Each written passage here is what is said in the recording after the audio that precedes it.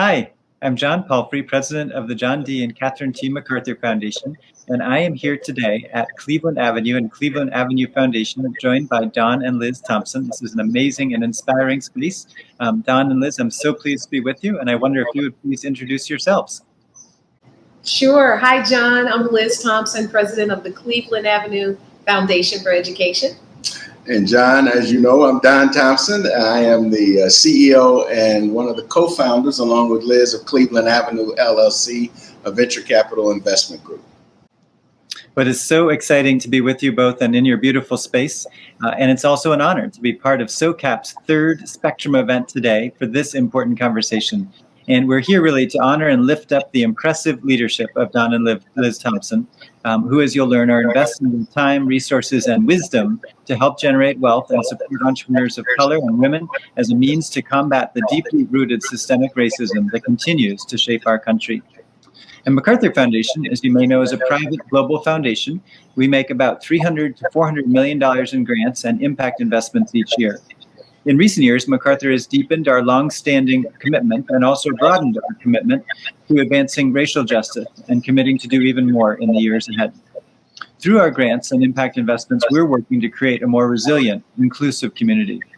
Our partnership with Don and Liz Thompson, which we're very proud of, through the Benefit Chicago collaboration with the Chicago Community Trust and Calvert Impact Capital, is one example of the incredible people and organizations we have the privilege to partner with and to support.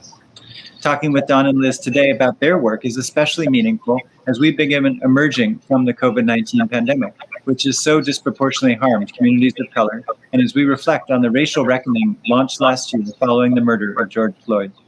Don and Liz, thank you for joining me today to talk about your work to advance racial equity and expand education and economic opportunity for all. If I may, go ahead. No, I was just saying it's our pleasure, John, to see you and get a chance to spend this time with you. Well, thank you for hosting so kindly and for doing this. And I wonder if I could just start our conversation by inviting each of you to tell the audience what brought you to this moment in your careers. Of course, you're well known in the community as having been major leaders in the corporate sector and philanthropic sector, but you also are continuing to have a bigger footprint as influential investors, supporting a new, more diverse generation of entrepreneurs.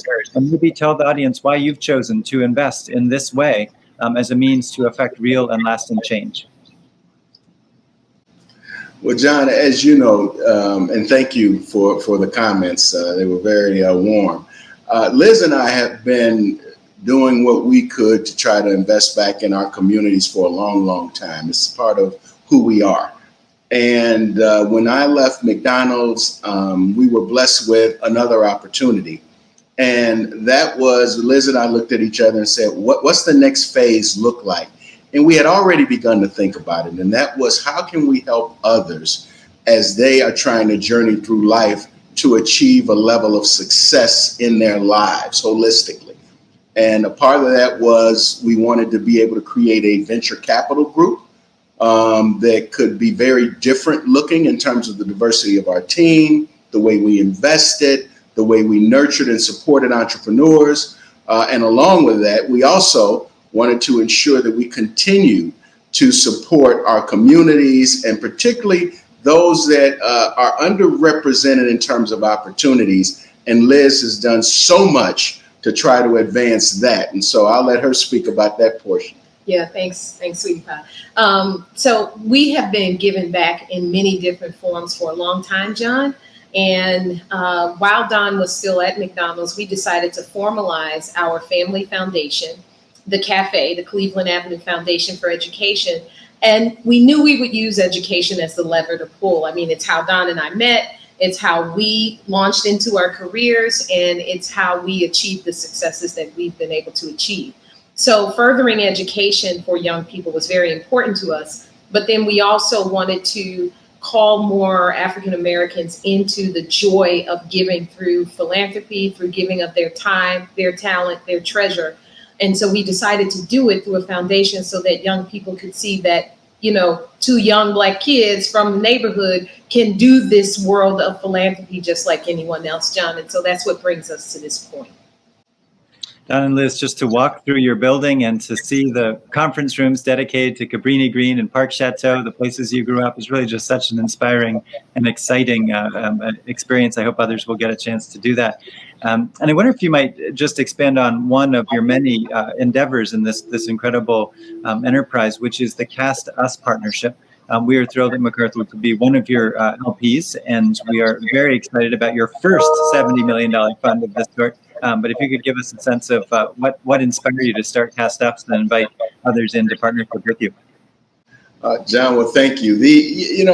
Cast Us has a very interesting kind of a backstory. And first of all, thank you, and MacArthur Foundation, the Chicago Community Trust, Calvert, family foundations. There's 5 or 6 family foundations, a couple of financial institutions, and the state of Illinois that have all partnered together to create what we call Cast Us. And Cast Us was formed because if you look at the data relative to entrepreneurs and venture capital investment, it's fairly dismal. If you look at the money invested on the business entrepreneurial side, with African Americans, it's about 1%. Latinos, about 1.9. Women is single digits. And this was a great study that came out through Next Street, which you guys sponsored, John.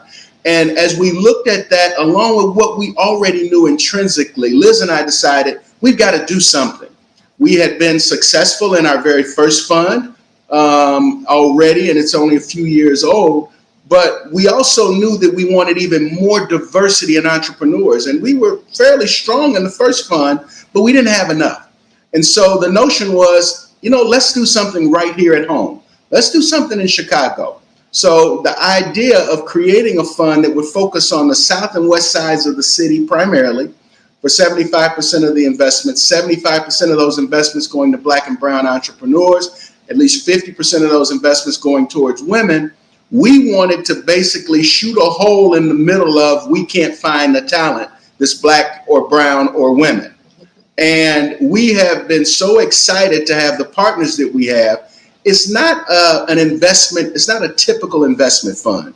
It's more a collaboration of interested parties who want to change, one, that perspective that some have, 2, the reality that other entrepreneurs face, and 3, to show the brilliance, the ingenuity of these entrepreneurs. That, already we have found about 8 entrepreneurs that are amazing founders, and they happen to be Black, brown, and women. And so we are very excited about what we're able to do. And it's about creating a model that can not only be done here and executed in Chicago, but also executed around the world by others that might take up the same model. Well, we at MacArthur are so excited for all those reasons you just noted, which is to say the very specific and targeted approach here in Chicago of Cast Us, but then also this idea that it could be a model for so many other ventures elsewhere. And of course, you all are unique in the sense that you have been CEO of major company and major philanthropist and already run a venture firm. So it's not like this is easily replicable in that sense, but the model maybe could be. And that's, I think, extremely exciting. And Liz, turning to you, and a similar thing, which is in some ways where you have made it a family business of finding great leaders and investing them. You've done the same thing through the Cleveland Avenue Foundation for Education, and in particular, the 1954 project, I think, is so exciting. I understand that you received the largest grant that the Walton Family Foundation has ever made to a Black-led organization. You have made these multi-million-dollar awards, $1 million each to 5 people you call luminaries. Would you please tell us a little bit about what's going on with 1954 and Cafe and why you're so excited about that model? Sure, John, and thank you so much for the question. So as you can see, Don and I have really one shared vision, but we just have 2 different expressions of that. And so while on the Cleveland Avenue side, we're investing in entrepreneurs to do the work that they do, on the foundation side, we're investing in Black leaders, social innovators across the education landscape. And that led us to create the 1954 project. Of course, the name in recognition of the Brown versus Board of Education decision back in 1954 that ended state-sanctioned segregation and made integration a law of the land. However, what most people don't realize about that decision was that integration happened primarily in one direction, and that there really wasn't an appetite to have young white children being taught by Black educators at the time. And so the ranks of Black educators, primarily in the South, was decimated. And we lost over 44,000 Black educators as a result of that decision.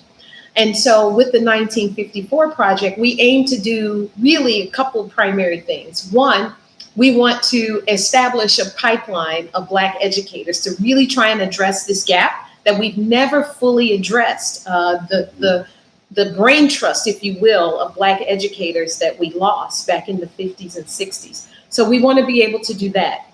The second thing we want to be able to do is really call together this community of philanthropists. You know, when Don and I were growing up, I didn't even know the word philanthropy. It wasn't part of my vocabulary. We just thought about it as giving back. And there is a tremendous legacy of giving back in the Black community. And we want to tap into that legacy and carry it forward. So we're bringing together an entire donor community, one that we're calling the 3B Society, named after three really impressive women in philanthropy that, you know, made a lot of strides for us as people, especially in education.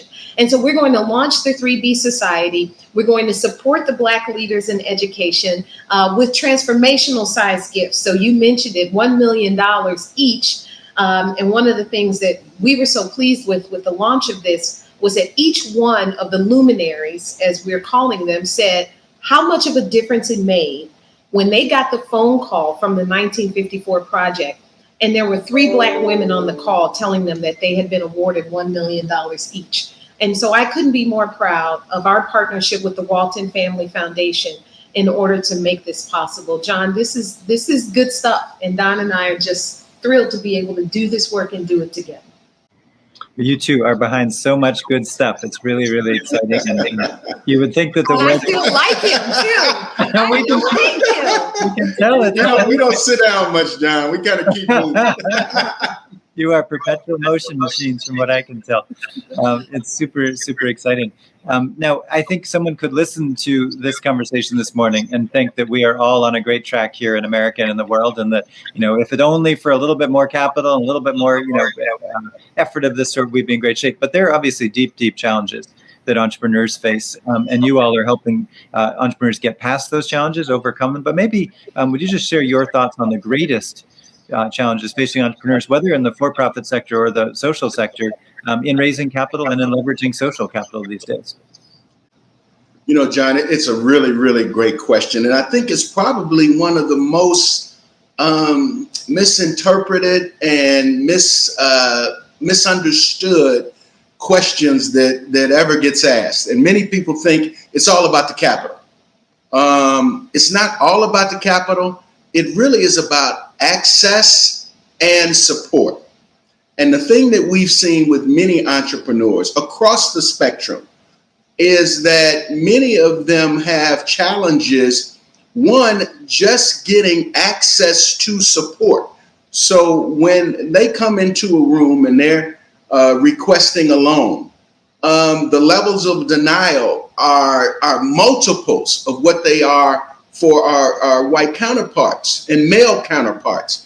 The levels of denial are much greater relative to just being able to get that meeting, that first meeting. They don't tend to have the same level of family and friends funding that others may have as they start out on entrepreneurial journeys.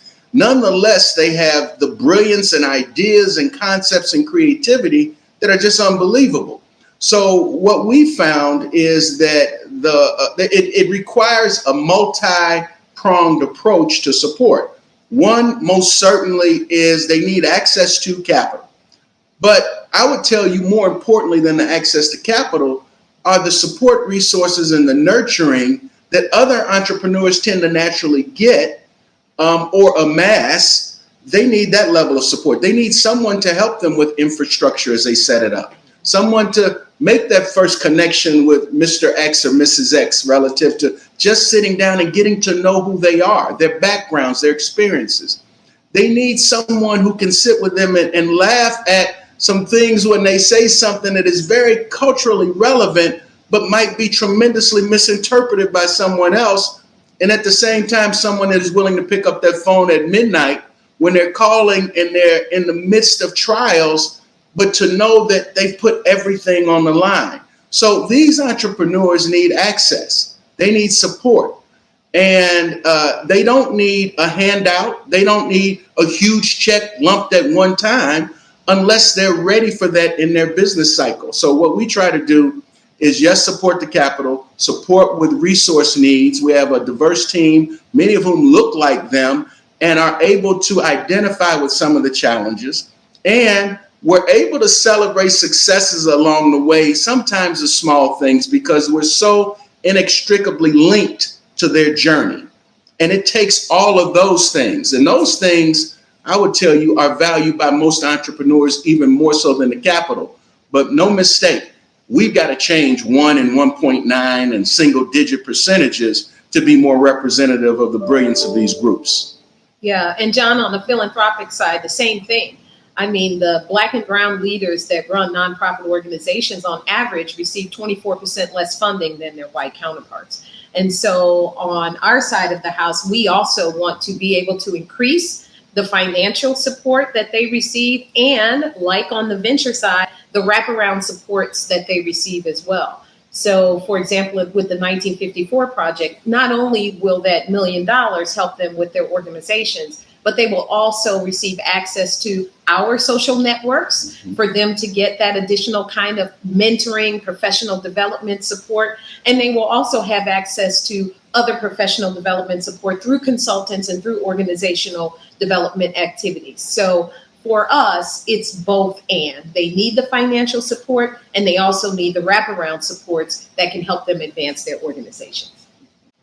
Don, Liz, that makes a ton of sense, and it really resonates with what we hear at MacArthur Foundation as well. First of all, as you say, the disparity in terms of where the funding is going, and you know, these numbers are terrible. I think both on the investing side, for profit, and in philanthropy, and those are things we need to fix together. And then I think the wraparound services is such an important point. We hear from our grantees and investees, as you do, that it's great to have a check from MacArthur Foundation, as it's great to have a check from Don and Liz, and necessary, more than great, that's necessary, but it's not sufficient. It's not sufficient to get the whole job done. And there are things that we can leverage. Now, of course, you have this beautiful space. You can make them dinner and give them event space, and you can bring lots of talent to bear in the culinary zone as well, which is so exciting. But I think there are just so many things that you're doing through this enterprise that will make a ton of difference. And I think we have a lot to learn from the approach that you're all taking here, which is so exciting. And if I might just turn to the audience that is watching this SOCAP Spectrum conversation, my understanding is that there's a really wide range of leaders watching today, and that includes investment managers and advisors, people who are leading corporations, as you did, Don, of course, as CEO, McDonald's, people who are leading family offices, as you both are today, entrepreneurs, academics, and many more. I wonder if you might just speak to the individuals who are listening, of course, with this broad range of backgrounds, and give them a little advice on how to help with this important work, and where you think that contributions are best targeted from those listening today. Yeah, let me start. Sure. I guess what I would say to the listening audience right now is that everyone can be part of this solution, whether you're a philanthropist, an entrepreneur, a funder. It doesn't matter what role you play, you can be part of the solution. And first and most importantly, listen. That's what we've done, is listen. We're building the plane as we fly it, but we're allowing the people that are closest to the work to actually be the pilots and tell us how to navigate and what flight plan we need to use. And so to listen, and then to make sure that part of your circles include people that are doing the work, include the people that are most proximate to the solutions that we need, particularly on our side of the house, on the philanthropic side. And then make sure that what you are funding, again, speaking from a philanthropic perspective, make sure that what you are funding has long-term and lasting impact for the stakeholders that you most want to impact. So really for us, I'm asking the audience to take stock of what you have access to. What are your gifts? What are your resources? What are you able to deploy? And make sure you're working in collaboration with those who are closest to the solutions in order to have the deepest, most lasting impact. You know, John, I think you asked a question earlier about Cast Us, and the name really lends a lot to this question. The name really basically said, for all of us, seek out talent. Seek out talent. Regardless of its background, regardless of its color, regardless of its gender, truly seek out talent. When producers are looking at their next play and playwrights are looking at that talent, they look in a room full of people and they then make some determinations as to who they want to have in this play. And they do that based upon their acting skills, their presence, their power, their persona, and how many people are really going to enjoy that which they provide. All we're doing is asking the same thing. And if you're really asking that in earnest, then what you're saying and understanding is that people sitting in that waiting room are asking you one question: cast us. Cast us in that play of life. Cast us in that opportunity. Give us and afford us the opportunity to be a part of success and achievement. And that's really what we want. That's what I would say to most of the folks that are there. We have seen this now, whether it was investing in Beyond Meat with a wonderful entrepreneur, Ethan Brown, or Fred and Petit at IO Foods, whether it's Nicole and Trish at Eat Free, or it's one of Luke Saunders with Farmer's Fridge. That's a very diverse set. PK and Swati Gar of Somers. That's a very diverse set of people. But what we realize is we're so much stronger with the level and breadth of that diversity, and they're all genius in their own rights. So why would we not have a play that was cast with actors that were extremely diverse to address the diverse needs of our country? And so for us, that's what not only Cast Us is about, that's what Liz does with the cafe. We're not exclusionary. We're not looking exclusively at a group. Matter of fact, we're doing just the opposite. We're trying to make exclusive groups more inclusive. And that's our mission, and we're going to continue to do that. And we hope that so many others join us along this journey. Well, Don, we are incredibly proud to be able to join you in that journey. That is a really incredible way to describe what I think we should all be doing. It is not exclusionary. It is radically inclusive, and really just making equity come alive. I think is actually about succeeding in the businesses we're in, which, as you say, is taking advantage of all the talent around us. Regardless of where people have come from. I think that's incredibly inspiring. And I guarantee you the audience will remember that cast us in this play. Spell it out though for us. Cast us also stands for something, if I have it correctly in my own mind. What does cast us stand for in terms of the letters? The letters stand for Cleveland Avenue State Treasurer's Urban Success Fund. And the way that this got started is Liz and I were looking at going down this pathway.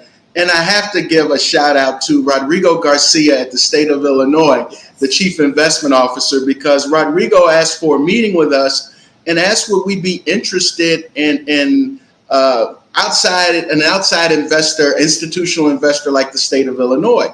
We had never had an institutional relationship. And we sat down and we began to talk about what we were both doing and attempting to do relative to broader inclusion in the venture capital space. And it didn't take us long to realize we're both trying to travel the same path. Let's do something revolutionary together. And it didn't take long after that the MacArthur Foundation and Chicago Community Trust and, like I said, many family foundations also said, wow, let's do this.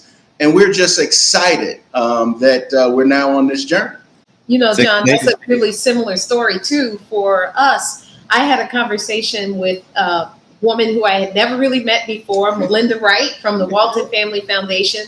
And we sat down at a breakfast diner in Washington, D.C. Neither of us are from D.C. We just happened to be there at the same time. And we talked about the possibilities. What could be the possibility if we got together and called other philanthropists into this joy of giving around supporting Black leaders in education?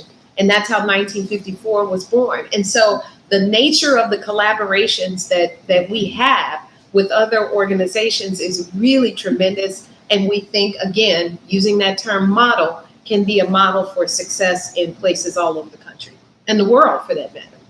Absolutely. And I suspect that there are a lot of people watching this who hope they can sidle up to you and sit next to you in a cafe somewhere and team up on the next ventures.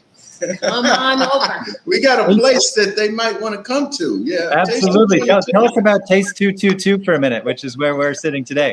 Okay. So let me just tell you this quick story. So when we started Cleveland Avenue, we were looking for a place to be. And Don said, I think I want about 10,000 square feet. And, let's see what we can find. So we put the call out to a couple of commercial, agents. And one gentleman said, I think I've got a place for you. And it was wonderful, 10,000 square feet. It was on the first floor of a 3-story building. And so we got over and we walked the space, and Don said, I actually think this is going to work just fine. And he said, well, let me know who's on the top 2 floors, just so I know who's going to be above us. And he said, well, it's one client that has a letter of intent for those top 2 floors. So you should be fine. I think it was a tech company that was going up there. And Don said, well, can I just see it just because I want to know what's above us? We started from the 3rd floor, and then we went to the 2nd floor, and he was quiet. And I turned to the agent and I said, I know what's going to happen here. He's going to want this entire space, 33,000 square feet. And sure enough, he turned to the agent and said, what would it take for us to take down this entire building? And so that's what we have, John, 33,000 square feet of what we call Disneyland for entrepreneurs in the food and beverage and food tech space. And it was all because this dude had a vision of what was possible. And he just brought everybody along with him. And I couldn't be more proud and more grateful for that vision and for all the entrepreneurs that we've been able to support as a result of it. John, Liz is always so humble with these things. And you're sitting in part of her creation and one of our architectural partners, D+K. And what's interesting is that the entrepreneurs do feel something different when they come to Cleveland Avenue, when they walk into the doors of our Taste 222 restaurant, which we call our front door. Most people have a front door to a house. Ours just happens to be a restaurant.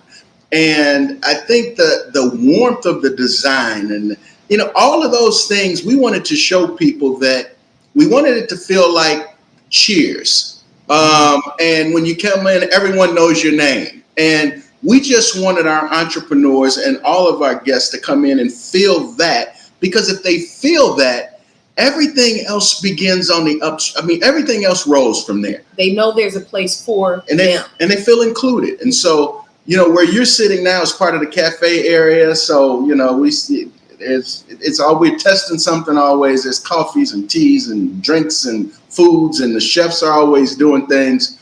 But those are the ways that we engage with potential clients and customers and entrepreneurs. And so it's a fun place and a fun space. And Liz is the one who really designed it. I knew what I wanted in blocks and boxes, but she really put the finishing touches on this place. That's an incredible. I want to be an architect when I grow up, John. There's always time, Liz. There's always time. And you have clearly the talent for it. It is a great vision. And I can say sitting here, it is an amazing reality too. And as a Bostonian, I walked in and I really felt right at home. And now I know why. It's because it's like the Cheers bar that you guys have seen here in Chicago. But for anybody listening, when you're in Chicago, come to 222 North Canal at the Taste 222. And if Don and Liz are there, I'm sure they'll give you a warm welcome, but anybody will. It's really, really incredible. Don, Liz, one thing I admire about you is that you are wonderful storytellers. And I didn't know if there was any chance that in the investments you have made, there are any particular stories, whether not for profit or for profit, that you might want to hold up just as wonderful examples of what you're trying to do. And Don, you've given us some examples of some specific investments you've made. I know as you've been in Beyond Meat as a major investor, and Farmers Bridge and Red Bay Coffee, like there's so many great food examples. And of course, Liz, you are holding up so many great entrepreneurs in the education space. Wonder if there's a story or two you would share with the audience. Sure. One in particular, I'm going to call out a particular one of our luminaries. His name is Adrian Mims, and he's the leader of the Calculus Project. And when we first heard about this organization, where they teach higher level math to high school students, and the success rates that he has had teaching young people this higher level calculus, advanced algebra and trigonometry and all of these things. And just sheerly through the will of his belief in them, the kind of results that he has had. He takes young people and they give them the test that teachers take for higher level math. And these young people pass the test with flying colors when they're sophomores and juniors in high school. And what that means, John, is that belief that he demonstrates in them in order to do higher level and difficult work, that translates into everything they do in their lives. And that's what we say to young people all the time. When you believe in them and the genius that they already have inside, just stand back and watch out, because they're going to do some things that are going to blow you away. And so that's just one example of someone that we've invested in on the philanthropic side, where we've said, look, the work that you're doing is transforming lives. And so we want to invest in you to be able to amplify and magnify that work so that you can have triple, quadruple the impact that you've been having. So there's stories like these and so many other stories, whether it's Sharif El-Mekki with the Center for Black Educator Development, or Ami Eubanks Davis with Braven. There are so many stories. For every one of our luminaries, there are 1,000 more genius level folks. You know about that with your MacArthur Genius Grants. There are 1,000 more people that could be the recipients of these awards, and we aim to find them all, John, because we're just so excited and thrilled to be in partnership doing this work. Yeah, John, it is, wow. You're right. We have so many stories and there's so many experiences. It's when I start talking about them, I end up calling them all out. I mentioned 3 earlier, one of which you're very fond of, and Keba Kante and Red Bay Coffee, who is a guy that he had so much passion and drive toward creating this coffee experience. But in the world of the larger coffee houses, how do you fight through that? And he decided to do it in an artistic way. He's an artist. He's not he didn't start his career on the side of coffee. He and his wife, she's a designer, clothing designer and supporter. And so the two of them came together to say, you know what? We can provide not just a coffee and coffees from around the world and source it that way in a sustainable way. We can provide a convening place. And ergo, the birth of Red Bay Coffee.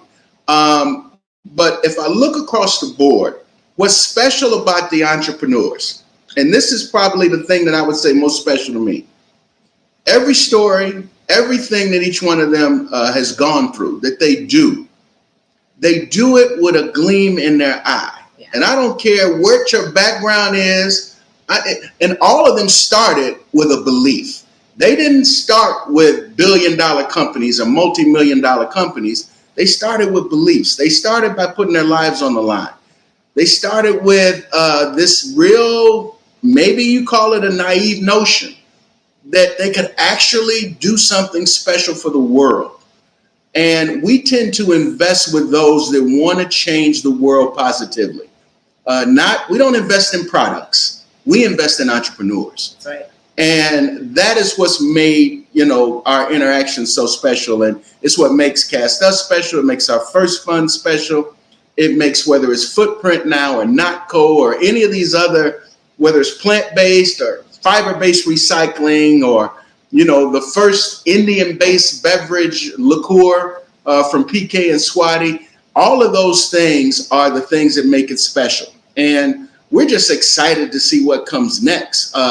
Because anytime you spend time with these entrepreneurs, they are just special, and they're part of our family. And so we're blessed. And they do what we do, John. They marry their passion with what it is they have chosen to do on the business side, which is exactly what Don and I have chosen to do, marry our passion with our business. And we just think there's no better way to move forward and make change. Well, Don and Liz, you are so inspiring, and there is no question but the world is a better place that you've made those decisions to marry your passion with business. And Liz, you said something that then Don picked up on that I'd want to end with, if I may. And we could obviously go on for hours with this conversation. But you described this idea of believing in young people. And Don, you mentioned believing in the entrepreneur and the dream in their eye. In my last job, where I was head of a school for a bunch of years, the one thing I realized at the end of it, the most important thing, was to convey to a young person that you believed in them, and that everybody, no matter who you are, you need that. And we don't do that enough. We don't do that enough for entrepreneurs. We don't do that enough for young people in schools. We don't do that enough for people who are leading social enterprises. But you too do that. You do that in so many ways, and it's incredibly exciting. We're delighted at MacArthur to be your partners in multiple endeavors here, and I'm sure that I join the audience in thanking you so much for this inspiration and for all that you do. Don and Liz Thompson, thanks so much. Thank you, Thank John. you, John.